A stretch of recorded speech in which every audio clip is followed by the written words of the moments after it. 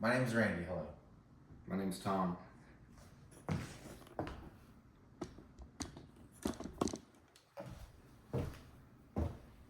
Okay, imagine it's Friday and you get to wake up and do whatever you want.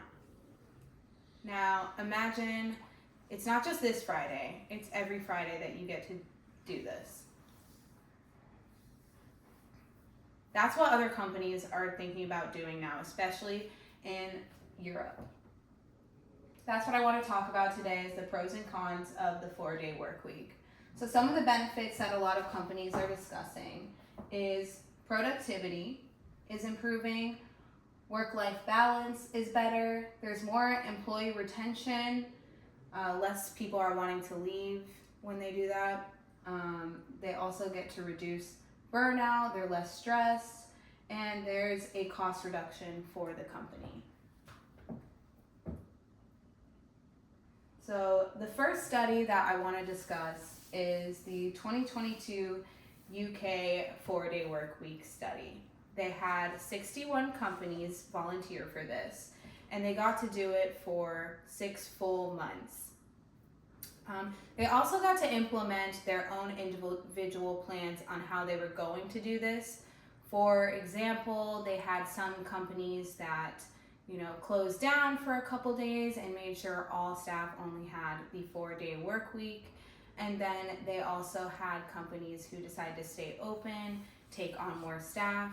Also, some of them continued to pay at 100%. Others decided to reduce how much they were paying, and just small little decisions like that the company decided on their own, and it was not the same across the board. The only rule they had was that they had to have every employee only do 4 days instead of 5 days, which they were working before. The results of the study were mostly positive. 92% of the companies actually decided to continue with the 4-day work week. There was a lot less stress, 39% to be exact.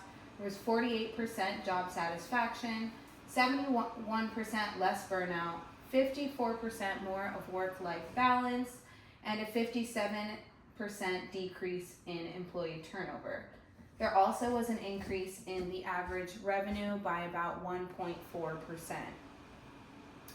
Now, not all of the companies had positive results. Of the companies that participated in the experiment, they had some cons of their own that they discussed. So the first one was affordability. Some of them actually ended up spending more money than they did before, especially, for example, in the cases where they stayed open, but they had to take on more staff because they couldn't work the full amount of the 7 days.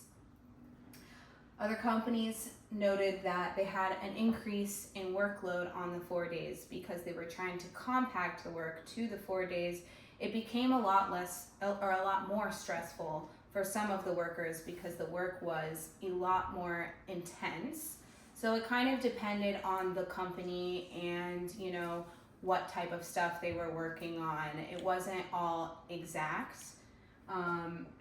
Also, they were less engaged.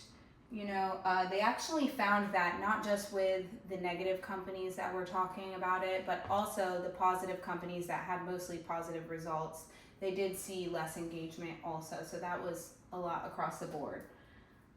There also was the reduced customer service for some of the companies, especially the ones that had to close for the additional days. This was another study that was done by the company Gallup in the US for around 12,000 US employees. And you can see that there wasn't much of a difference actually between the 4 and 5-day work week employees. Actually, there was less engagement, you see again, and the ones that were engaged, it was only a difference of 4%, and well-being was only actually a 1% difference. So there wasn't actually a huge difference in this other study that they did. So overall, there's a lot more to be learned when it comes to which one's better and if we should all implement the 4-day work week in our society. So we just have to continue to do these type of experiments and keep learning